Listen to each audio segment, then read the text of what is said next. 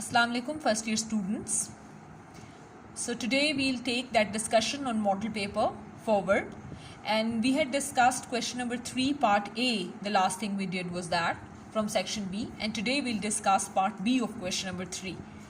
Now it's a question on poem, and as you can see it requires an answer in 50 to 65 words. अब ये बहुत कम word limit है एक poetry पे एक certain question answer करने की, लेकिन इसमें आपने करना यह है कि आपने कोई इंट्रोडक्शंस, कोई बैकग्राउंड इन्फॉर्मेशन, कोई पोएट के बारे में इन्फॉर्मेशन या पोएम की समरी आपने इंक्लूड नहीं करनी.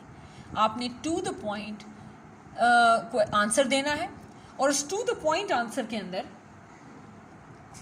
आपने डायरेक्टली स्टार्ट करना है आंसर, और टू द पॉइंट बात करनी है, कोई इररेलेवेंट इन्फॉर्मेशन नहीं देनी. जैसे कि when the question is write the theme of the poem in about 50 to 60 words, the road not taken. अब आपने इसमें ये नहीं लिखना that this poem is written by Robert Frost. Robert Frost is an American poet. This is a beautiful poem. It's about a man who's standing at the point where the two roads converge, and then he chooses one road, because no, if you do that, you are wasting words. Keep this in mind that every word counts when there is a word limit. आप directly start करेंगे, आप कहेंगे the theme. आप किस तरह कहेंगे? आप कहेंगे the poem the road not taken, और ये देख लें कि रोड नॉट टेकन कैसे लिखा हुआ है, T capital, R capital, N capital, T taken का कैपिटल और इन्वर्टेड कॉमर्स के अंदर. आप भी यूं ही लिखेंगे. तो आप कहेंगे the poem the road not taken is about making choices in life. We all come across such, we all have such times in life when there are more than one options to choose from. So based on our past knowledge, our past experiences, ground realities, we choose one option, and then the outcome depends on that option. And that option, choosing that option and not the other one, makes all the difference at the end of the day. ये है इसका theme. हमने नहीं कहा कि ये poem किसने लिखी है, क्यों लिखी है, क्या लिखा है पोएम के अंदर, ये अच्छी पोएम है कि नहीं है, इसका पोएट कौन था. We didn't say any such thing. We didn't even explain the poem. We didn't even repeat anything, because when you have a word limit, you cannot afford to repeat. So this is how it goes.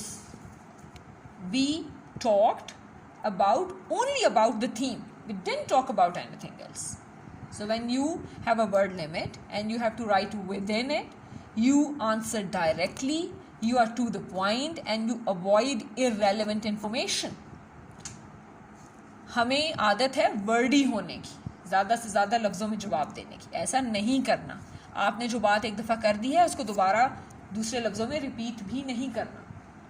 ठीक है? तो इस तरह अब अगर ये answer जो मैंने आपको बताया, अगर आप ये लिखें तो आपको तकरीबन ये इतने ही 50 to 65 वर्ड्स के अंदर ही बनेगा. It will not exceed it.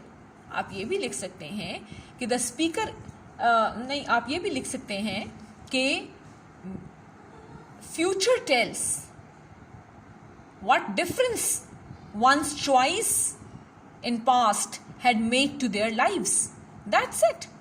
This is, मतलब ये एंड पे आप ये लाइन भी लिख सकते हैं. तो बस आपके 50 to 65 वर्ड्स आराम से बन जाएंगे. ठीक है?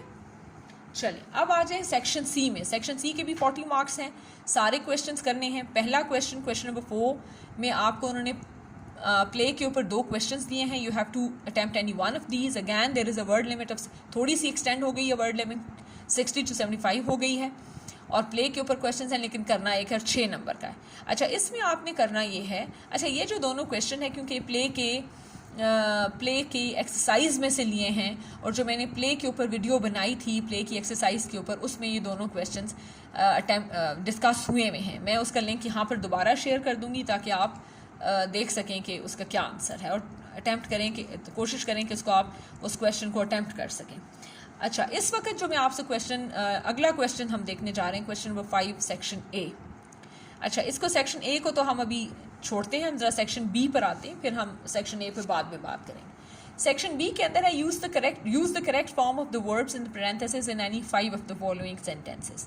एक बात याद रखें कि जब आपको चॉइस दी जाती है कि 5 करने हैं या 10 करने हैं या 7 करने हैं या 6 करने हैं, तो आपने हमेशा जितनी नंबर दिया होता है उतना ही करना है। एक्स्ट्रा अटैम्प्ट का कोई मार्क नहीं होता, एक्स्ट्रा अटैम्प्ट मार्क नहीं होती, आप वही करें 5 जो आपको कहे हैं।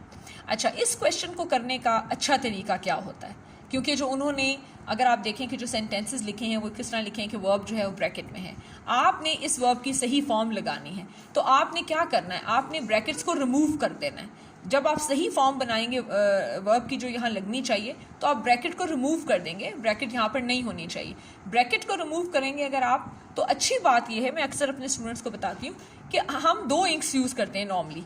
एक ब्लू इंक से, ब्लू मार्कर से अगर लिख रहे हैं तो क्वेश्चन तो आंसर ब्लू पेन से कर रहे हैं, अगर ब्लैक मार्कर से आंसर लिख रहे हैं तो ब्लू पेन से, अगर ब्लैक मार्कर से क्वेश्चन लिख रहे हैं तो ब्लू पेन से आंसर कर रहे हैं। तो आपके जो डिफरेंट इंक आप यूज़ कर रहे हैं ना, जैसे अगर आपने पेन से ये 5 सेंटेंसेस लिखने हैं, लेकिन जो आप डिफरेंट इंक यूज़ कर रहे हैं, लेट्स से आप ब्लैक मार्कर यूज़ कर रहे हैं इसके साथ, तो ब्लैक मार्कर से आपने वो जो वर्ड आपने करेक्ट किया उस पूरे वर्ड को आपने दूसरी इंक से या जो भी आपके पास मार्कर है सेम इंक में, उससे लिखना है, ताकि वो वर्ड ऑटोमेटिकली हाईलाइट हो जाए। उसका इफेक्ट ऐसा ही आएगा जैसे ये 5 यहाँ बोल्ड लिखा हुआ है, उसी कलर में it is just a little bold and you can very clearly see it.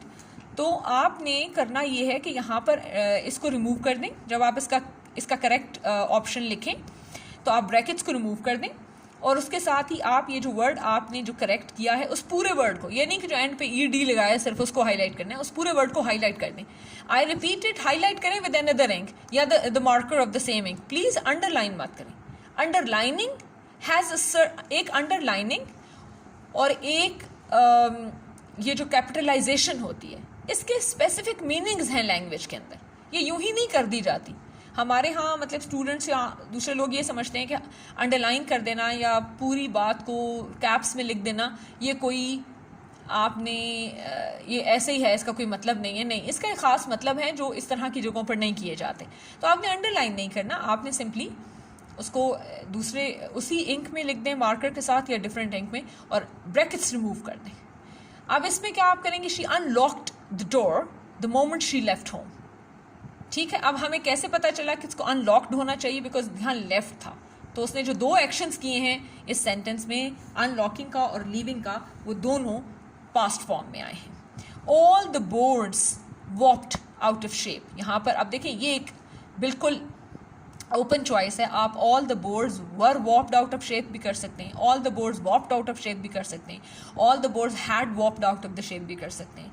ठीक है, या ऑल द बोर्ड्स विल या वुड वॉप आउट ऑफ शेप भी कर सकते हैं। विल और वुड के साथ फर्स्ट फॉर्म आएगी, बाकी हैड व इनके साथ सेकंड फॉर्म, थर्ड फॉर्म आएगी। Then he removed the hat when he saw the boss. Again because saw is in past tense, you'll automatically take remove into past tense because he did 2 actions in the same sentence, so both of them should be in the same tense. I meet an old woman tomorrow. Now here the hint is very very clear. When it says tomorrow, the only choice you have is future tense. तो आप will, would, shall लगा सकते हैं। I shall meet an old woman tomorrow. I will meet an old woman tomorrow. I would meet an old woman tomorrow. When will you sang a song? Now here, because it's will के साथ जिस sentence में will, would, shall, should आ जाए, वहाँ आप first form of verb लगाते हैं, तो आप sang को sing में चेंज कर देंगे। When will you sing a song? They play since morning. Now this is important कि आपको पता हो कि जो since और for वाले सेंटेंसेस होते हैं उनमें हम क्या वर्ब लगाते हैं। since और for वाले सेंटेंसेस जो होते हैं वो हमेशा प्रेजेंट या पास्ट परफेक्ट कंटिन्यूअस में लिखे जाते हैं। तो आप कहेंगे they have been playing since morning या they had been playing since morning. अब हमने क्या किया, हैड या have perfect, present perfect, been doing been playing, तो ये हो गया प्रेजेंट परफेक्ट कंटिन्यूअस या past perfect continuous. Perfect continuous tenses के साथ पास्ट परफेक्ट कंटिन्यूअस या प्रेजेंट परफेक्ट कंटिन्यूअस के साथ सिंस या फॉर लगता है। सिंस या फॉर वाले सेंटेंसेस में हमेशा पास्ट परफेक्ट कंटिन्यूअस या प्रेजेंट परफेक्ट कंटिन्यूअस लगता है। तो आप क्या कहेंगे, they have been playing since morning या they had been playing since morning. अगले पे आ जाए, did Tahir see me. Now here the clue is, यहां क्लू क्या है, क्लू है जी डिड। डिड जो हेल्पिंग वर्ब है उसके साथ हमेशा first form of verb use होती है। कौन सी फॉर्म ऑफ वर्ब यूज होती है, first form of verb use होती है। डिड के साथ हमेशा first form of verb use होती है। याद रखें, डिड, डू, डस, इनके साथ हमेशा first form of verb use होती है और उसके साथ कोई एस नहीं लगता, कुछ नहीं लगता। तो ये सेंटेंस इसी तरह करेक्ट होगा, did Tahir see me and question mark लगेगा। ठीक है, तो यूं हम करते हैं करेक्ट फॉर्म ऑफ वर्ब को का काम करते हैं। मैंने आपको ये भी बता दिया कि आप इन पेपर में लिखेंगे कैसे। मैं ये भी बता दूं, हालांकि आप लोगों को एट द स्टेज पता होना चाहिए कि जब भी आप ऐसे क्वेश्चंस को आंसर करते हैं, अब देखें आपने चूंकि 5 क्वेश्चंस आंसर करने हैं, मैंने पहले भी बताया कि एक्स्ट्रा टाइम नहीं करनी, तो इनमें से 5 करने हैं। तो अब आप जो भी करेंगे, लेट्स से आप पहला करते हैं, तीसरा करते हैं, फिर 5वां करते हैं, तो आपने वही नंबर लगाना है जो उनका पेपर के अंदर है। जो आप अपना सीक्वेंस बना रहे हैं वो नंबर नहीं लगाना, बल्कि जो पेपर के अंदर नंबर होता है क्वेश्चन का वही लगता है। ठीक है, चाहे आप उसे किसी भी नंबर पर कर रहे हैं। तो ये आपने इस तरह से करना है। चलें, आज के लिए इतना ही है। कल इंशाल्लाह हम पंक्चुएशन के बारे में बात करेंगे, लेटर राइटिंग है, फिर आगे चलेंगे इंशाल्लाह। आप प्लीज़ इस वीडियो को गौर से सुने और ये जिस तरह इसमें मैंने आपको गाइड किया है काम करने के लिए, उसी तरह अपना काम करते जाएं। पेपर को अटैम्प्ट करना शुरू कर दें इन्हीं लाइंस के ऊपर और फिर देखें कि आपकी आउटपुट क्या है। और जो आप पहले खुद से अटैम्प्ट करते थे वो कैसा काम था और जो अब इस डिस्कशन के बाद आप काम करते हैं तो वो कैसा है। चलिए, थैंक यू वेरी मच।